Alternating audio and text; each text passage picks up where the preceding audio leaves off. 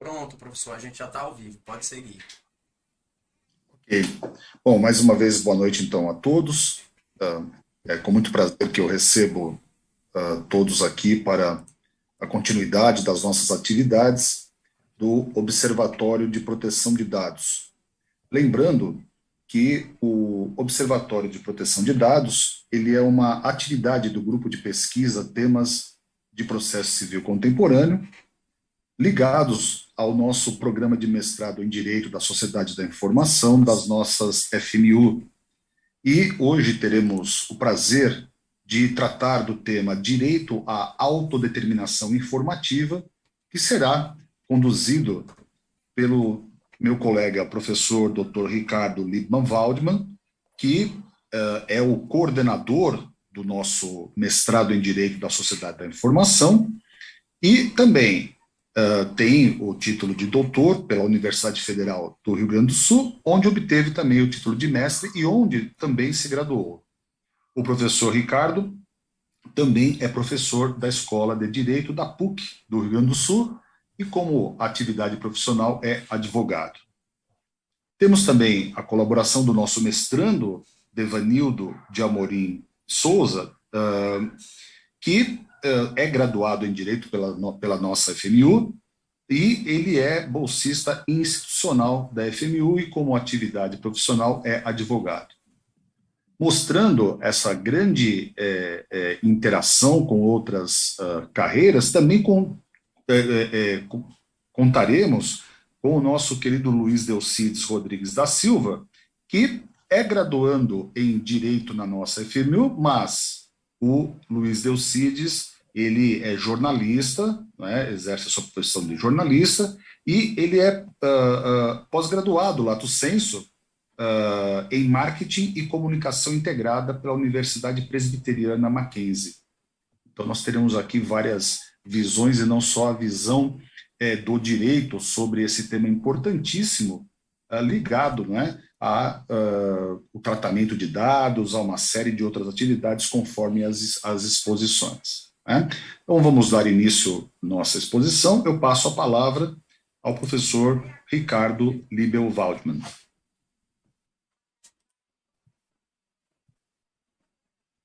É um prazer estar, né, participando das atividades do Observatório da Proteção de Dados, né, uma iniciativa muito importante que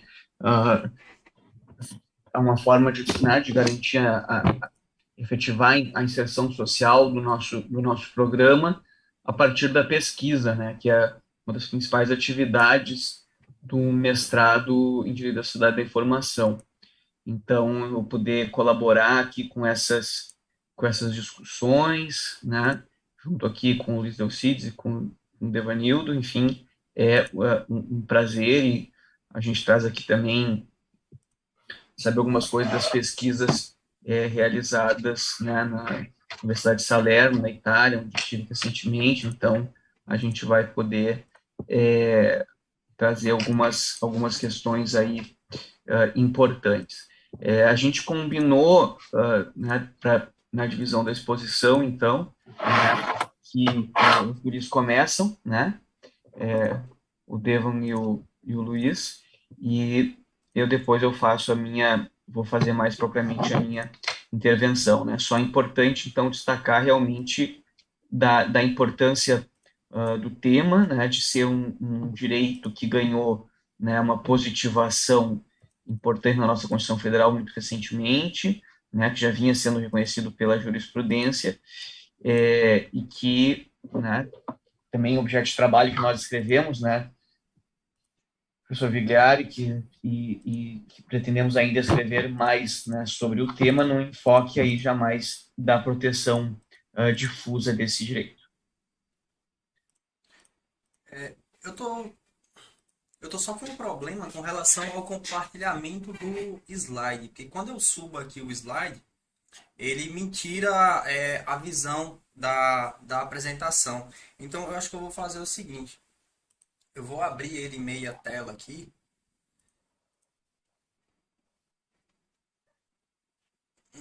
Deixa eu ver como é que eu vou fazer. Porque é interessante. O Zoom ele funciona totalmente diferente do Mas Blackboard. no Zoom ele dá para fazer, dá para tu ficar assistindo a tua própria apresentação. Professor, o senhor, eu vou mandar aqui no grupo. O senhor poderia fazer a gentileza de compartilhar?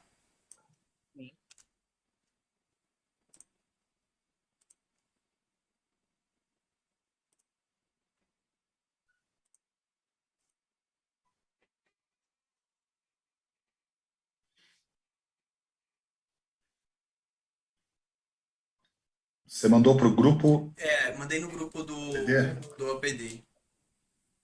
Deixa eu abrir meu WhatsApp de computador aqui, porque eu posso. O professor Ricardo já colocou. Ah, já? Tá bom, tá bom.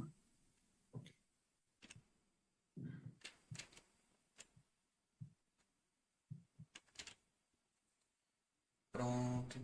Ô, professor Ricardo, como é que eu faço para passar ele? Aí tu vai me dizendo e eu passo, porque Tá bom, tá. agora fui eu que compartilhei. Compreendi. Então, aqui a gente tem a telazinha inicial, onde a gente apresenta o título, né, da exposição de hoje. A gente vai falar sobre o direito à autodeterminação informativa. E no painel de hoje a gente tem como apresentadores eu, Devanildo de Amorim Souza, o Luiz Delcides e o professor Ricardo, como o professor Vigliar já nos apresentou. Professor Ricardo, por gentileza, pode passar para o próximo.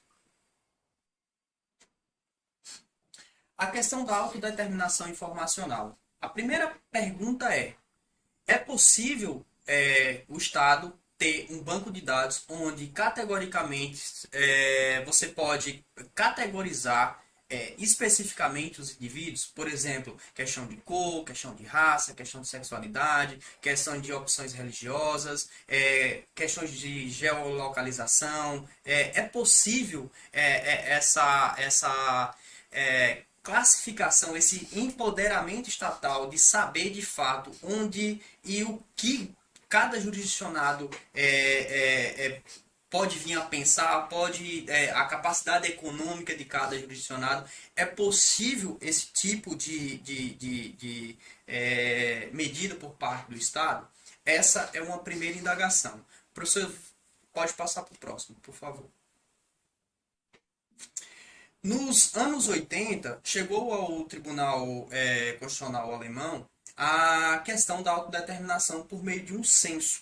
À época, uma legislação específica, ela permitia que o Estado ele pudesse realizar pesquisas e coletar diversas informações das mais variadas possíveis, desde questão de religião, localização, capacidade econômica, toda questão de endereço, formas de comunicação. Então, informações que hoje a gente compreende como até mesmo informações sensíveis. Então, essas informações elas passariam a compor esse banco de dados estatal e, por sua vez, ela poderia ser a ideia era que ela pudesse ser utilizada pela administração pública para atender fins.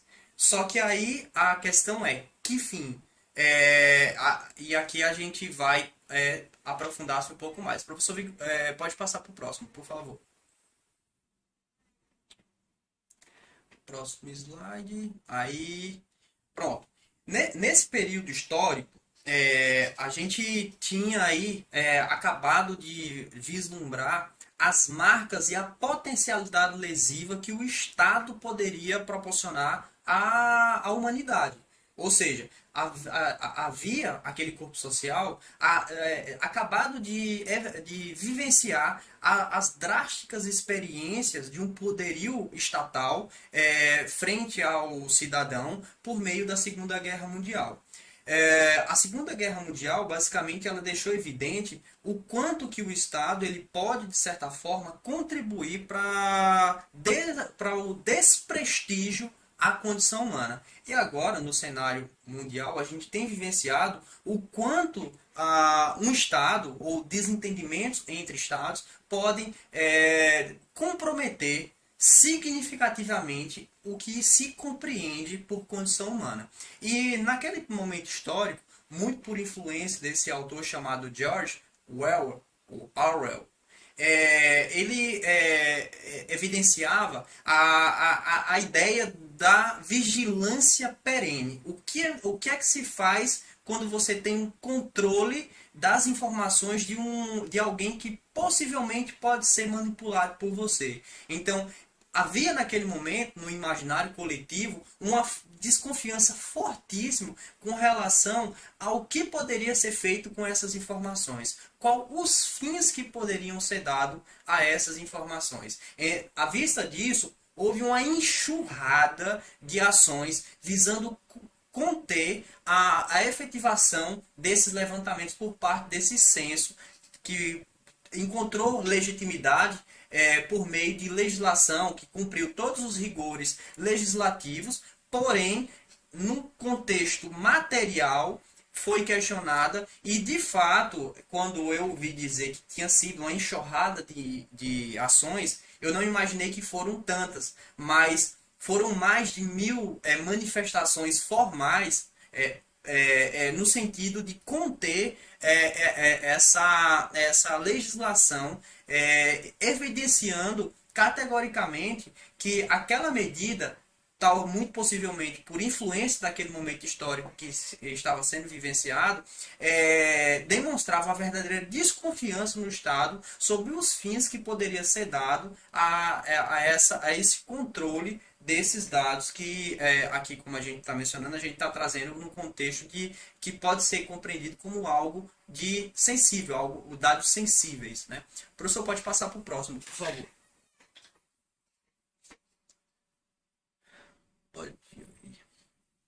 E interessante mencionar que o problema recaía apenas sobre o dispositivo da legislação que previa o compartilhamento dos dados pelos órgãos estatísticos com outros órgãos da administração pública para finalidades não estatísticas. Ou seja, havia um censo onde aspirava-se coletar dados para questões estatísticas, mas aquilo iria ser utilizado pela administração para fins que naquele momento ainda era desconhecido. E aí ficava a questão, o dado, quando ele um simples dado de forma coletada, ele por si só ele não representa grande risco pelo simples fato dele ser coletado.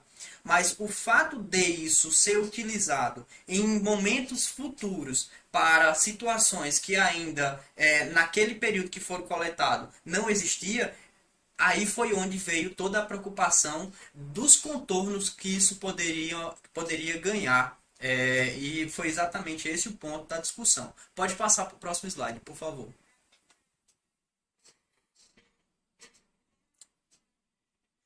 E cabe ressaltar que o grande cerne da discussão não era a existência ou não do censo, mas sim quais dados eram coletados e quais as finalidades que iriam ser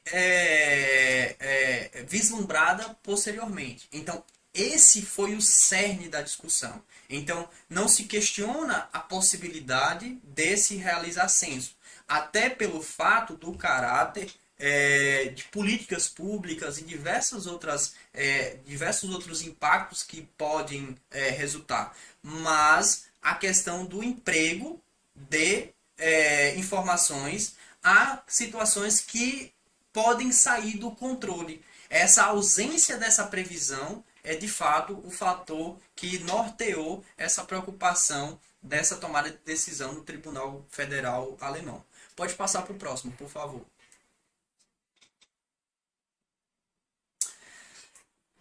A Lei Censitária de 1983, apesar de aprovada por unanimidade nos órgãos legislativos, não atendeu adequadamente os requisitos constitucionais em termos de disposições sobre a coleta de dados e, sobretudo, nas disposições sobre sua utilização. Então, esse aqui é o dispositivo da decisão alemã, que é tido como o leading case dessa discussão. né?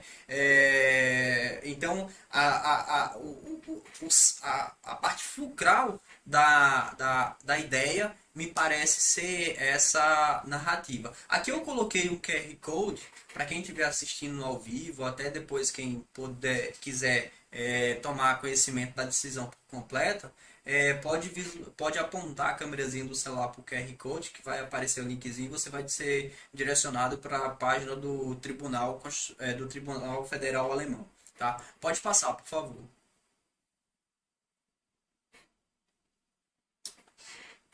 E uma parte que eu achei interessante, que foi apontada pelo professor Ingo e pelo professor Ricardo Campos, é que o Tribunal Constitucional Alemão não utilizou o termo direito fundamental para a proteção de dados pessoais. Isso foi meio que sendo construído com o passar dos anos e, lógico, ganhando o contorno que a gente meio que tenta vislumbrar hoje, mas aqui até eu deixo um questionamento para em momento vindouro a gente poder tentar discutir, se aqui a gente poderia falar de uma ideia de porosidade nessa construção desse direito fundamental da proteção de dados, até por conta da dificuldade em se evidenciar os limites do que são esses dados pessoais, quais são os verdadeiros limites desse princípio. Pode passar, por favor. A Constituição Portuguesa foi a primeira Constituição conhecida que incluiu a questão da proteção da proteção informativa e vetou o número único de identidade. Né? É interessante que a Constituição alemã até hoje ainda não tem essa positivação expressa, pelo menos até onde eu tomei conhecimento das falas do professor Ingo e das falas do professor Ricardo Campos, que da última vez que eu os acompanhei tem menos de 6 meses, então acredito que de lá para cá não foi editada nenhuma emenda constitucional no país germânico, inserindo isso como um direito fundamental lá na Constituição. Tá? Pode passar, por favor. O conceito de autodeterminação nasceu de um parecer de um autor chamado Steinmüller. O referido parecer fazia menção a uma tese de doutorado de um autor chamado Adalbert Podlesch. Aqui é uma parte interessante dessa decisão, que isso não foi uma construção criada unicamente pelo Poder Judiciário. Existia já uma discussão mais tendente ao campo da filosofia, que era essa tese de doutorado do Adalbert Podlesch, que ganhou essa impulsão por meio desse parecer do Steinmüller, que fez essa tese ganhar a impulsão que ganhou nessa decisão da Suprema Corte alemã. Pode passar, por favor. A proteção de dados é uma história de sucesso, mas há uma falta de clareza sobre o que esse termo realmente significa e até onde pode ir a proteção de dados. Essa é uma fala do autor alemão chamado Peter Bull. Ele é como se fosse se eu não estou enganado, depois o professor Ricardo, por gentileza, me corrija se eu estiver equivocado, ele ocupou a função, se eu não estou enganado, de ministro da Justiça na Alemanha. E ele tem obras bem específicas a respeito do tema, e ele fez essa colocação. Pode passar, por favor.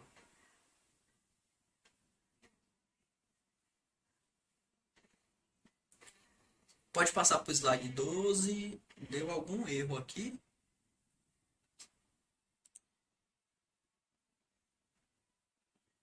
Apareceu uma tela preta aqui para mim. Só um pouquinho, porque tá eu me atrapalhei aqui. Porque eu fui buscar uma nota que eu tinha feito aqui sobre o assunto e aí me atrapalhei, só um pouquinho. O 12, o Zoom eu ainda também, essas mudanças eu ainda estou tentando me adaptar. Andou? Mudou sim, professor, obrigado. A autodeterminação informacional completa sempre foi impossível e é hoje, principalmente diante da impenetrável abundância de dados. Essa informação é obtida também da obra do Peter Bull, que essas referências, todas elas estão ao final desse slide, que depois quem tiver curiosidade e quiser ter acesso ao material bibliográfico, está toda à disposição para eventuais pesquisas.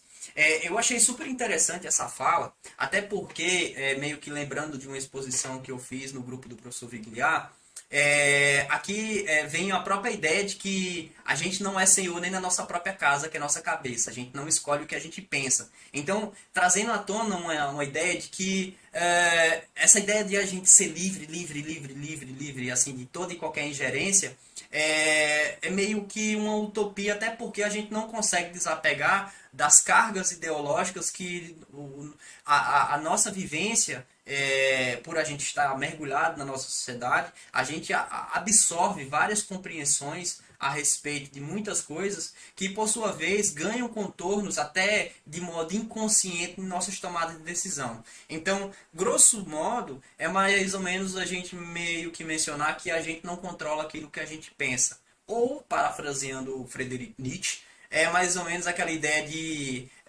algo pensa em mim, né? Algo pensa em mim. A gente não comanda o que a gente pensa. Então, trazendo isso para a fala do Peter Bull, é a ideia de que na sociedade em rede, a fluidez das informações, elas são de tamanha fluidez e de modo tão perene que se antes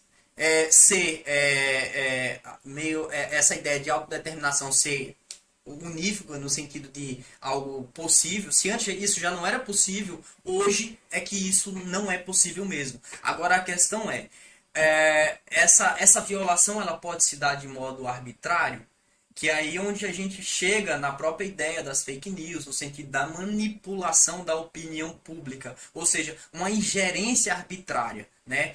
Professor, pode passar para o próximo slide, por favor. E é com base nessa ideia de ingerência arbitrária é que chega essa fala também do mesmo autor que menciona a vigilância do Estado por meio da análise de dados e a exploração privada dos dados são violações igualmente graves à liberdade individual de quase todas as pessoas vivas e ameaça ao Estado de Direito e à democracia.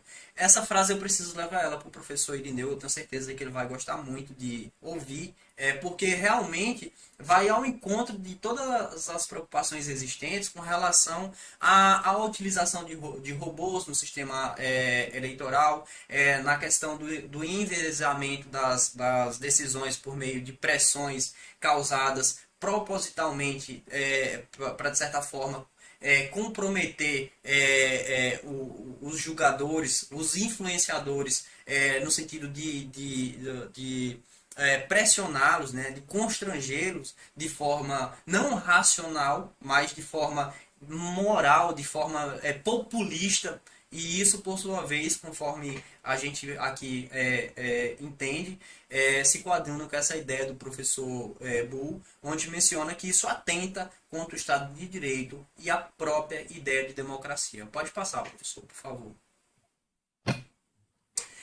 Aqui vem uma parte interessante também, que vai nessa linha, que foi o referendo da Ação Direta de Inconstitucionalidade 6390, que tratava do caso do IBGE.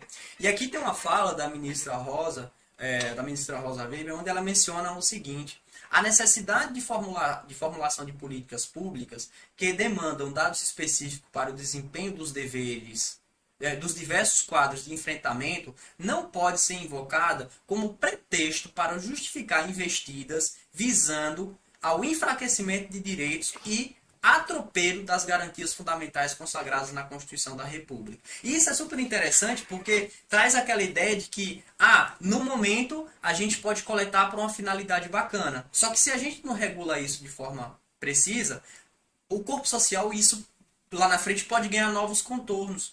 E como você já tem o poder na mão, você já está com a informação na mão, É aquela velha frasezinha que eu gosto de lembrar do professor Flávio Martins, que ele fala: a porteira que passa um boi passa uma boiada. Então, se você já está com a informação na mão, se você já tem as informações capazes de restringir direitos e garantias fundamentais, para você fazer o restante da boiada passar não é muito difícil disso acontecer, né? É até uma característica de argumento de autoridade, porque uma coisa é você convencer que você precisa, outra coisa é você já tem, você só tem só a opção de dizer eu vou fazer ou não vou fazer. É por isso que a cautela em regular e delimitar os fins específicos da utilização dessas informações. Pode passar, professor.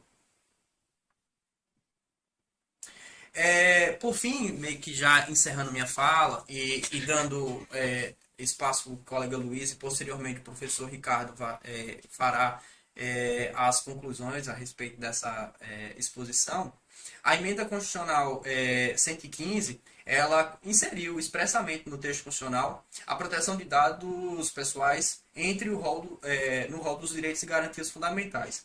E também, além de outras previsões lá, elegeu como competência privativa da União para legislar, né, sobre a matéria de tratamento de dados pessoais.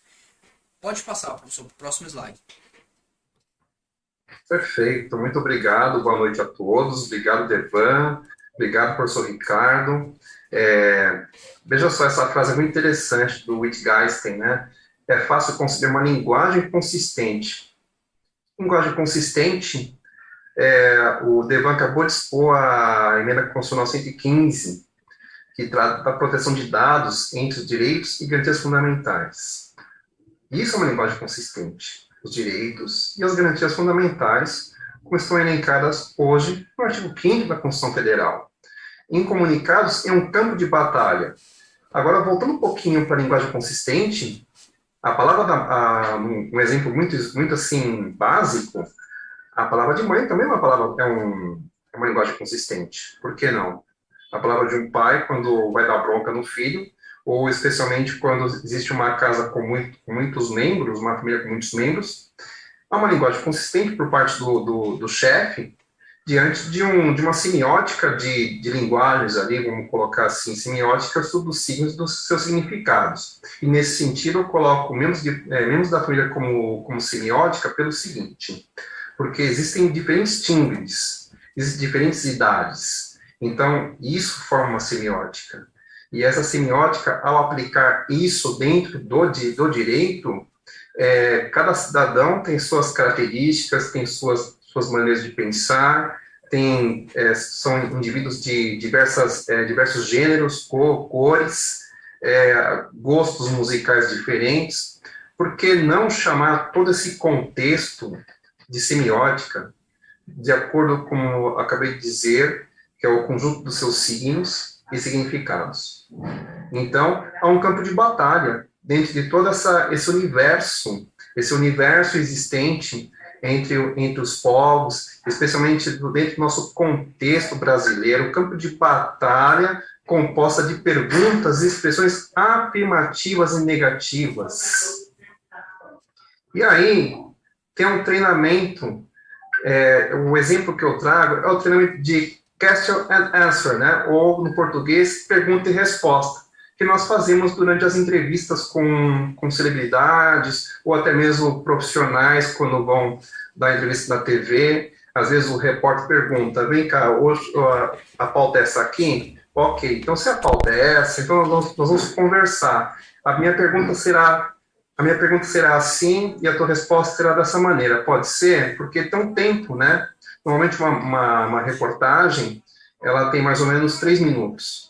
Então, é 3 minutos com uma chamada passagem, onde o repórter expõe as cenas, depois aparece o repórter expondo a situação, e aquele pergunta e resposta. É mais ou menos nesse sentido que acontece esse treinamento de question and answer. Esse treinamento funciona também para podcasts, funciona até mesmo durante as aulas também. Quando você vai apresentar um trabalho acadêmico, é importante esse treinamento de question and answer para a banca. Por que não? Ao exemplificar a banca do TCC, para quem está na graduação. O Media Training que é tão importante para quem está na mídia, até mesmo para os próprios professores, para se apresentar adequadamente, né, ter o cuidado com a luz, cuidado com a câmera, cuidado com toda a iluminação em si, até mesmo com o gestual, com a forma como você vai colocar as palavras, o discurso e a linguagem manipuladora que está presente hoje nos nossos governantes, sejam estaduais, municipais ou federais. Por mais que tenham um sentido de agregar pessoas, seja diante de uma população, uma massa populacional, há também uma manipulação dentro dessa linguagem, seja ela gestual ou seja na questão do discurso. Você pode passar, por gentileza, professor Ricardo, por favor? E aí, primeiro, reconhecer a autonomia do indivíduo, onde esse deseja aparecer e fazer ser visto, né?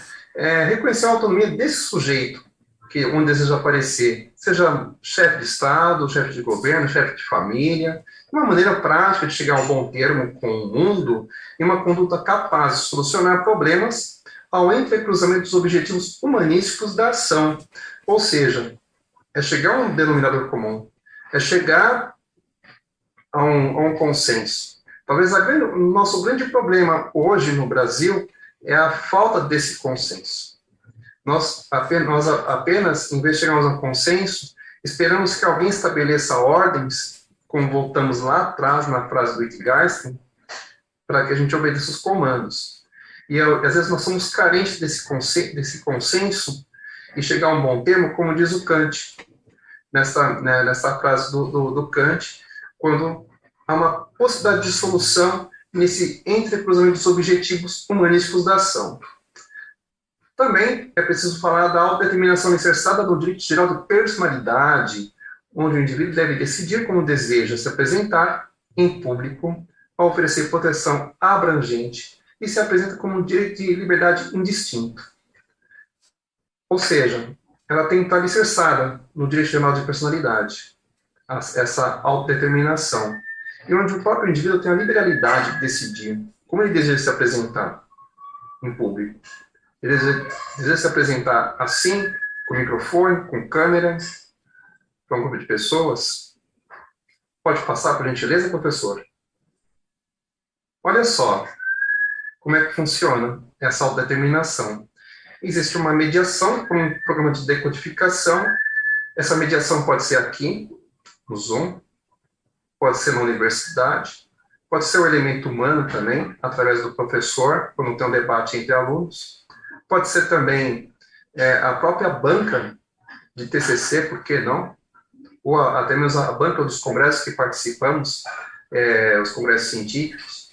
E aí existe a autodeterminação de um lado, e do outro, sistemas virtuais, onde nós estamos aqui presentes, processos gestuais, pode ver minha expressão aqui, pode ver também, às vezes, que eu aumento aqui a sobrancelha, também e também a estrutura fonológica, né? Ou seja, a forma como eu estou falando, como eu estou impostando a voz nesse exato momento. Se puder passar, agradeço, professor. Aí, temos a proteção do usuário como significante. Não sei se só para ficar mais claro, o significante é o que está sendo produzido na linguagem. Então, qual que é a produção de linguagem? Proteção do usuário.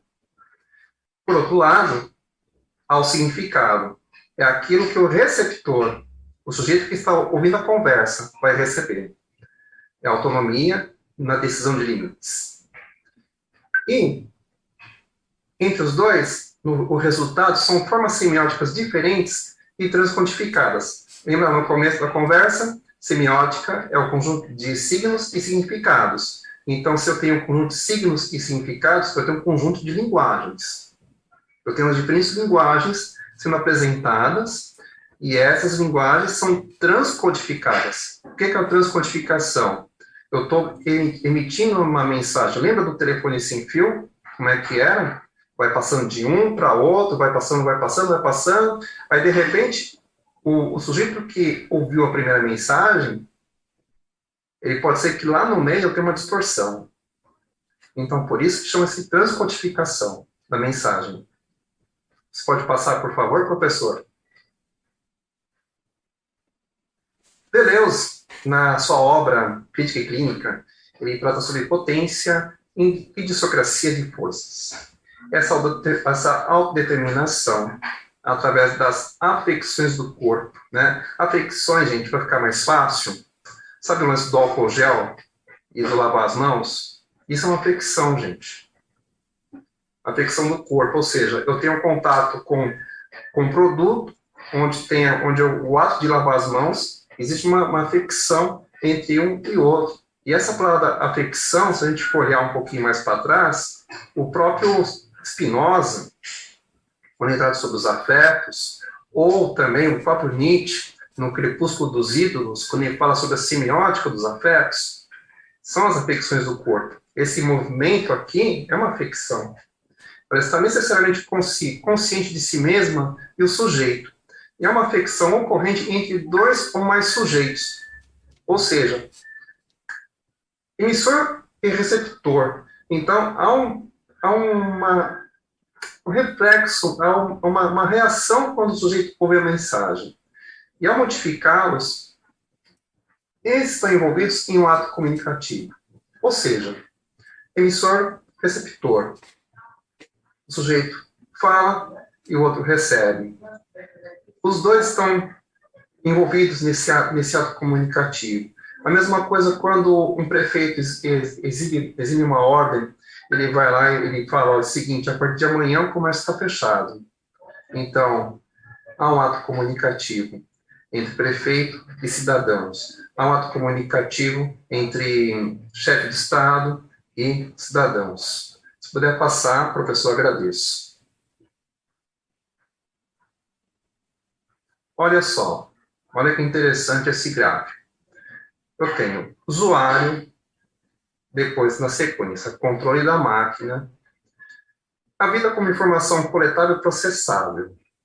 Ou seja, é só olharmos para a nossa situação aqui presente. Nós somos usuários, quem está no controle da máquina é o professor Bigliar. Aqui, todos nós aqui estamos envolvidos numa vida como informação coletável e processável. Ou seja, estou aqui falando com vocês, explicando esse trecho aqui da nossa pesquisa. E aí, temos o machine learning, que são as expressões programadas para desempenhar determinada tarefa. Ou seja, pode ser que aqui, futuramente, daqui a algum tempo, isso fique gravado. E isso vai entrar lá no YouTube. Ou pode ser o contrário, até mesmo a nossa situação na universidade, onde o sistema grava as aulas e dali pode gravar as expressões. Ou até mesmo os próprios robôs das inteligências, no caso da inteligência artificial, eles desempenham essas funções também para desempenhar determinada tarefa. Inclusive, está em discussão a utilização da inteligência artificial no sistema de justiça brasileiro. E já temos algumas discussões bastante avançadas nesse sentido. Se puder passar, agradeço. Olha só, o profiling, são duas ramificações. Primeiro, ele aproveita dados sensíveis e prestam utilização discriminatória, principalmente quando há informações sobre raça, política e religião. Lembra do caso do metrô da linha 4? É o profiling. Informações postas de forma discriminatória. Acontece no comércio também. O comércio faz isso. No momento quando ele pega a tua fichinha lá, você quer preencher os dados para ganhar um prêmio? Inclusive hoje a professora Gisele Lenzi, ela divulgou uma decisão super importante de uma padaria que teve que pagar uma indenização por danos morais para um cliente que participou de uma promoção e não ganhou o prêmio. Se puder passar, agradeço, professor. Informações sensíveis possuem relevância econômica e a colheita também equivale para a nossa situação aqui também, porque colheita é de coletar, é de de recolher dados, né? E a colheita dessas é importante e relevante para os diversos tipos de fornecedores, bens e serviços. Essa aqui é um trechinho do professor Marcelo Guerra Martins e do Vitor Takeo, que está aqui conosco, aqui no nosso grupo. E realmente é um perigo essa questão das informações sensíveis, e por isso que nós, como cidadãos, como futuros cientistas do direito, não operadores, porque quem opera é outra conversa, nós precisamos estar muito atentos com relação a isso. Que mais? Acho que aqui acabou a minha apresentação, né, professor? Beleza. Obrigado mais uma vez, gente. Professor Ricardo, antes do senhor começar a fala do senhor, quando o senhor começar, o senhor pode tirar a exposição, que aí a gente volta todo mundo para os ambientes, aquele monte de quadradinho, onde o senhor segue com as contribuições do senhor. Obrigado. Bom, eu vou passar então a palavra para o Ricardo. O Ricardo, então, dá continuidade ao encerramento aqui da nossa exposição de hoje. Agradeço muito a exposição do Devan e do Luiz Delcides, que foram absolutamente esclarecedoras. Depois abriremos para eventuais perguntas e interações de quem está nos acompanhando. Eu gostaria de registrar que a nossa próxima sessão do OPD ocorrerá no próximo dia 5 de maio. No grupo de WhatsApp já está o convite, eu coloquei também aqui no chat, com o link do dia 5, e o Victor Takeo será o nosso expositor. Um tema absolutamente interessante, que é a LGPD nos tribunais, né? Então isso será muito importante para a continuidade aqui dos nossos trabalhos. E depois, lá na frente, no dia 9 de junho, aí será a minha intervenção, e no dia 23 de junho nós vamos fazer uma festa de encerramento, né? Claro, né, calmem-se, né, não vamos fazer uma festa presencial, né? Nós vamos fazer aqui um encontro só para a gente fazer um apanhado da experiência do semestre, vamos ver como o que nós achamos, e traçar também já, né, por incrível que pareça, traçar os planos para o 2022-2, que esse sim talvez tenha um bom conteúdo presencial. Não sei como é que vai ser, isso quem decide são os nossos coordenadores, mas enfim, seja como for, alguma coisa há de ter alguma mudança, né? E vamos ver como é que fica. Talvez até os grupos, né, eles possam continuar com as ferramentas à distância, porque afinal de contas tem funcionado muito bem. Mas é isso. Então eu passo a palavra para o professor Ricardo. Professor Ricardo, o senhor está com a palavra. Obrigado, professor Vigliaro. Então, vocês viram da apresentação, né, do Devon e do Luiz, como o tema é rico, né, como tem uma série de aspectos importantes para a gente pensar, né? É interessante, né, que tem um autor que a gente costuma ler bastante no mestrado, que é o Stefano Rodotà, né? O Rodotà, num trabalho lá de 1973, ele estava falando já sobre essa temática. Ele passa um tempo estudando nos Estados Unidos e ele vê como lá nos Estados Unidos a utilização dos computadores no tratamento dos dados havia evoluído muito, né? E ele percebe que isso é uma tendência, né, que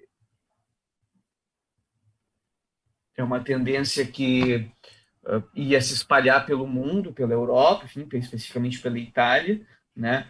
E ele já ali naquele momento ele está dizendo o seguinte: olha, a gente pensar a privacidade, né, como o direito de ser deixado sozinho, né, como o direito de a não intervenção de outrem numa determinada esfera privada, isso é coisa do passado, né?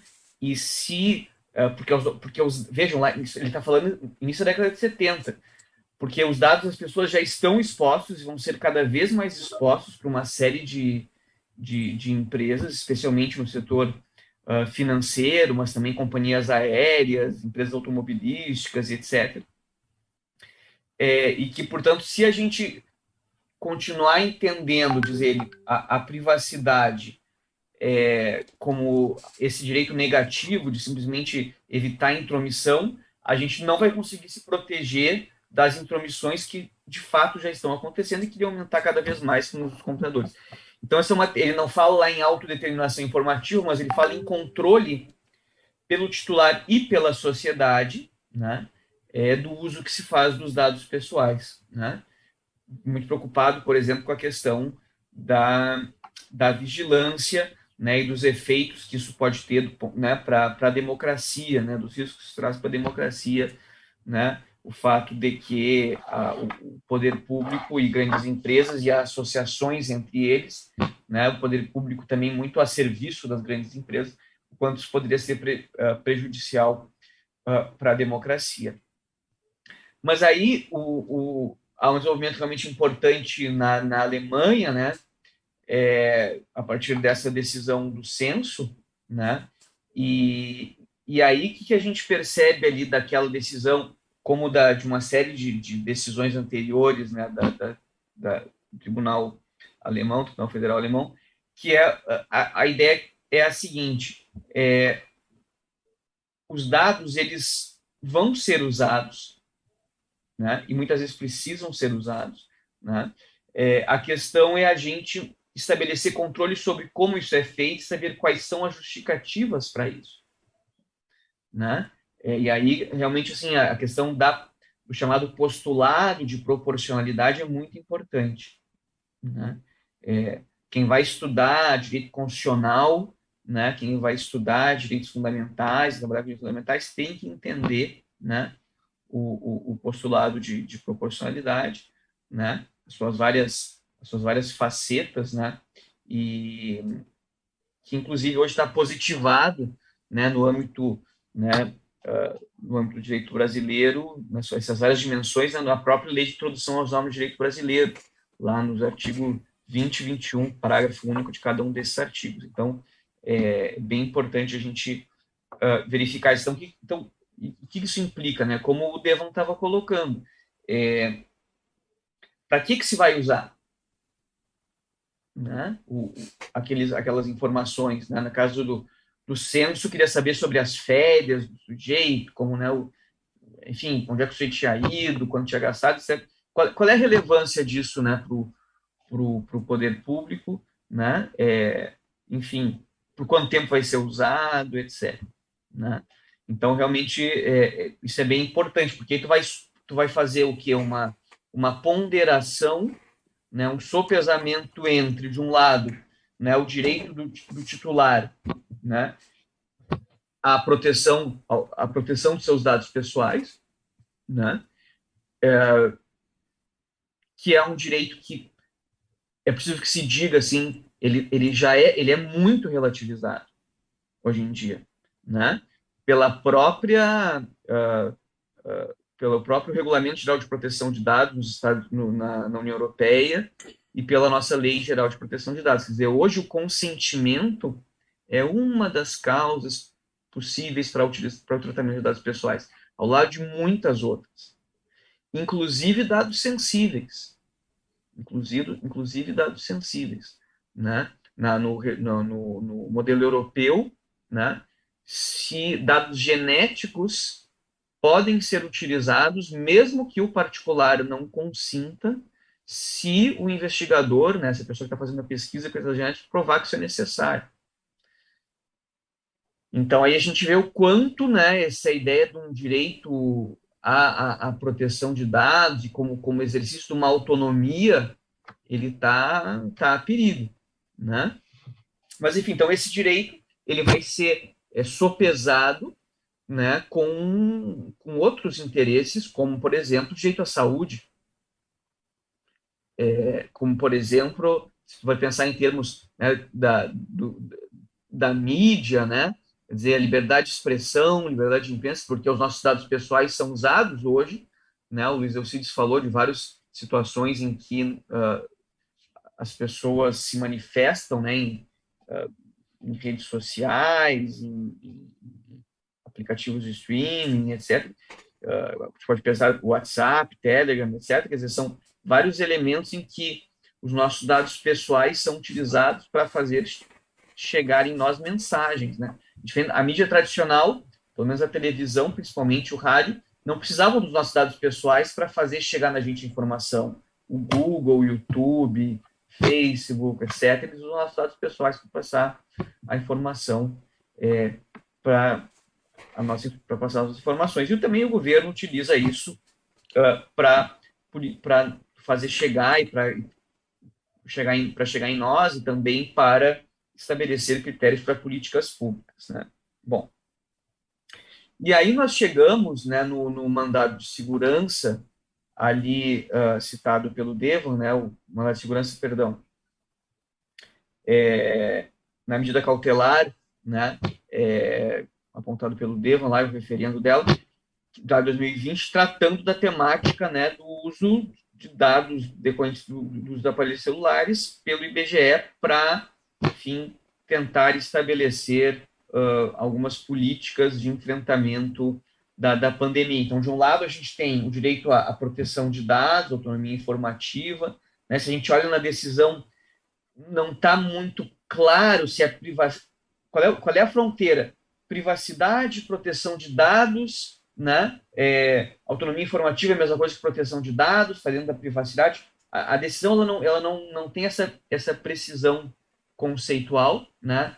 Porque a gente não tinha ainda a positivação no direito brasileiro, ao contrário do direito europeu, né? O direito europeu, ele no âmbito da Constituição, né, da União Europeia e da Carta de Direitos da União Europeia, né, reconhece esses dois direitos como distintos, né, privacidade e proteção de dados. Mas no Brasil a gente não tinha isso ainda, né? Então esses conceitos ficam não ficam tão delimitados na decisão, mas também aquela preocupação que vem lá da década de 80 do Tribunal Alemão, ela permeia a decisão aqui brasileira. Quer dizer, tá muito bem, vamos pegar os dados. Para quê? Que tipo de salvaguardas, né, vai ter com relação à segurança desses dados? Né? Então, aí tu vai fazendo toda uma análise, né, da proporcionalidade realmente dessa restrição ao direito de privacidade ou de proteção de dados para a realização de determinado objetivo. E que o tribunal viu que o risco gerado era muito grande, os benefícios não eram claros, as salvaguardas não eram claras. Né? Então, tu tem, né, uma proteção insuficiente, né, desse direito fundamental de proteção de dados. Né? Eu creio que a nossa recente positivação ela pode nos ajudar nesse sentido. Né? Claro que há um grande trabalho de agora examinar a jurisprudência, de fazer uma interpretação sistemática da LGPD, né, Constituição, LGPD, Código de Defesa do Consumidor, legislação bancária e por aí vai, né, para tentar entender como é que vai ficar, né, como é que vai se consubstanciar esse direito fundamental, né, e percebendo também, né, a dimensão coletiva ou transindividual, né, desses direitos. Né? Por exemplo, né, hoje existe, né, o Rodotá já trabalha lá desde o início da década de 70, ele é do corpo digital, né, e que é como a gente se manifesta, né, online, como a gente se manifesta nos bancos de dados. Né? E o que acontece é que, com o avanço das redes sociais, dos mecanismos de busca e etc., né, das várias formas de controle de banco de dados, né, de data mining, profiling, etc., quer dizer, a gente já não sabe, a gente nem tem como saber mais, né, qual é exatamente o nosso corpo digital. Né? A gente não tem controle sobre isso. Né? E isso é um direito que a gente não tem como exercer de maneira individual. Né? Ou não é que não tem como exercer de maneira individual. A gente até pode, se os meios de substituição processuais forem garantidos, se pode dar isso, mas é algo que não nos atinge de maneira isolada, atinge a todos, né? Pelo modo como os nossos dados são abordados nas mais diversas instâncias, né? Então, é algo que, né, a gente tem discutido bastante no grupo de pesquisa, né? No meu período lá de pós-doutorado na Itália, estava discutindo isso lá, o professor Vigliari e eu também produzimos um artigo e vamos produzir ainda mais, né, trabalhos, né, nesse sentido. Então, é uma temática que também vai precisar ser muito bem elaborada, muito bem discutida e que está só engatinhando né, em termos da discussão brasileira e mesmo, né, no âmbito mundial é algo ainda também que não está tão bem desenvolvido quanto seria necessário. Tá, eu não quero também me estender demais, quero também permitir que todos façam as perguntas, mas eram essas as perguntas e considerações, mas seriam essas minhas contribuições por enquanto. Muito obrigado, professor Vigliari, pela oportunidade de estar aqui trocando ideia contigo e com os teus pesquisadores. Eu que agradeço, Ricardo, pela sua intervenção, muito esclarecedora, como sempre, e a partir de agora, eu então passo a todos os presentes a possibilidade de endereçarem perguntas, questionamentos, observações, né, caso discordem de algo, aos nossos expositores de hoje. Então, basta que abra o microfone e me interpele, e aí eu passo a palavra.